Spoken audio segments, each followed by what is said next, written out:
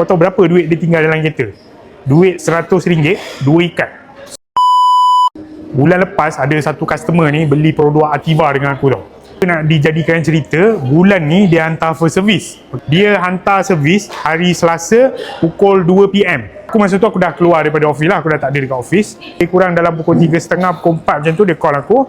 Dia cakap, Han, boleh tak tolong jap pergi tengok dekat kereta aku ada tertinggal duit dalam kereta, dia kata.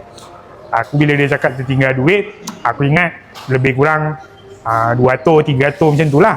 So aku pun cepat-cepat call bos aku, suruh pergi tengok customer ni punya kereta, sekian-sekian kat belakang, tolong pergi tengok dekat dashboard, ada duit, ambil simpan. So dalam masa 5 minit, bos aku call balik, kau tahu berapa duit dia tinggal dalam kereta? Duit RM100, 2 ikat. So total jumlah dia RM20,000. Dah 3 hari lah ni, dia masih tak ambil lagi RM20,000 tu daripada aku, masih ada dalam beg aku. Main sini, tunjuk. Nampak? Masih ada lagi kat dengan aku.